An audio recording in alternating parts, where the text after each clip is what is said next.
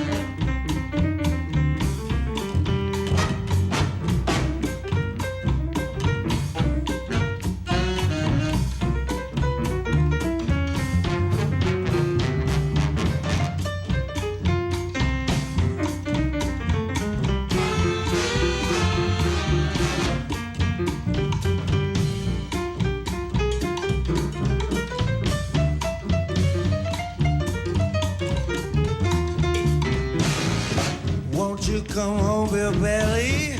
You come home. I cried the whole night long. I do the cooking, baby. I pay the rent. I know I've done you wrong. Now remember that rainy evening I threw you out with nothing but a fine-tooth comb. I know I'm to blame. Ain't that a shame? Bill Bailey, won't you please come home?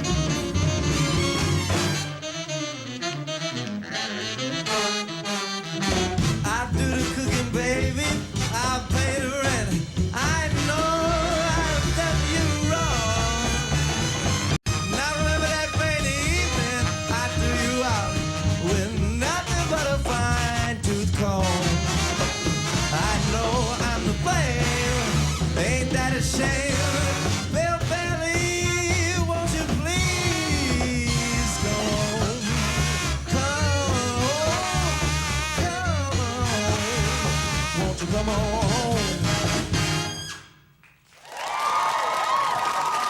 Thank you.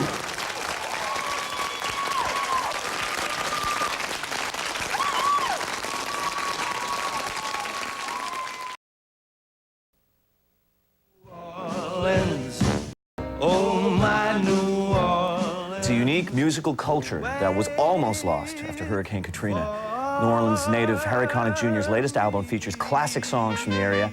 He has worked endlessly to help the city recover from the disaster, and now with the release of Oh My Nola, he continues that quest, and he joins us in studio today. Great to have you here. Thanks, good to be here. This is great work you're doing, too. Thank you.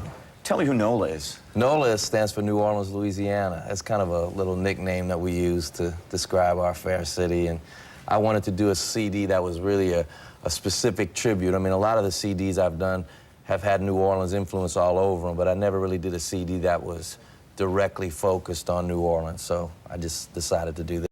Yeah. Almost immediately after Katrina hit in 2005, you were in it. You were there. You were on the ground, and you were helping. You said, this is my city. This is what I have to do. And you still feel that way, and it's evident in your music. Oh, thanks. How do things stand now, almost 2 years later? Are you satisfied with what's gone on and the progress that's been made? I think in some ways it's very satisfactory. You know, they have a lot of progress that's been made in the commercial areas. A lot of restaurants have reopened, new restaurants have opened, new commercial establishments have opened. But the residential areas are bad. I mean, it's really, really bad. If you went down there's some areas of the city that really haven't changed since the hurricane. So, you know, I'm doing what I can, and friends of mine are doing what they can to try to get it going. But it was such a huge disaster, you know, that you almost can't expect things to go faster. There was nobody there in the city to do any of the work. And some of the proceeds from this album go to the New Orleans Musicians Village. That's fantastic. Yeah, well, Branford Marsalis and I started this idea with Habitat for Humanity, and basically we were trying to build houses for musicians who were candidates for low-income housing, as well as other people too, not only musicians. But we call it Musicians Village because we wanted the musicians to know that they had a place to go. And so far it's been very successful. You know, the actual site is about 70 houses and 10 duplexes, the elder-friendly duplexes. And it's coming along great. You know, we hope to have about 1,500 houses in the next 5 years or so. Wow, you wear so many hats, Harry. You've got your music, you've obviously got this spirit of community, you've got your acting, you've got all this stuff to balance.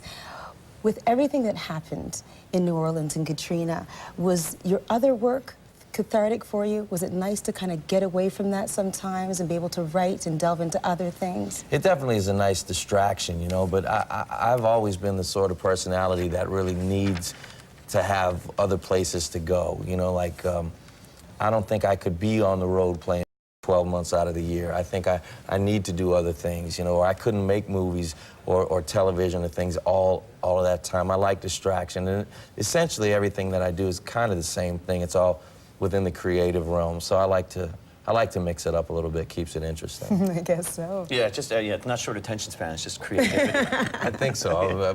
My dad or other people who know me since I was a kid would call it the former, I think. And you're still busy with acting. I understand you're going to be in a movie in Ireland, based in Ireland. That's right. It's called P.S. I Love You. Yeah. None of my scenes, unfortunately, were shot in Ireland. Mine were all shot in Brooklyn, New York, which is fine, but it's not Ireland. And there's another one called Bug with Ashley Judd, which is kind of a creepy thriller, which is kind of tough to watch, but it's a cool movie. You've got family, you've 3 daughters. How do you keep it all together? I think my family being first is what keeps it together. You know, I really sort of don't. The other things are, there's a word we use in New Orleans called lagniappe, which is just, it's a bonus. And I love what I do, but I think anybody who has children knows that once you have your kids, everything else just kind of falls into place, and you can see it a little bit more clearly. And I think the same thing with what I do. I love playing piano, singing, and touring, and doing all the things I do. But really, it's, for me, I love my wife and my kids, and I love being with them. At the end of the day, I think that's what grounds me. Well, the audience is next door, and I know they're really anticipating another performance from you. So, yeah, there they are. Oh, they're clapping already. That's great. All right. Well, when we come back, we're going to have another performance from Harry Connick. About to sit down, 5 o'clock in the morning.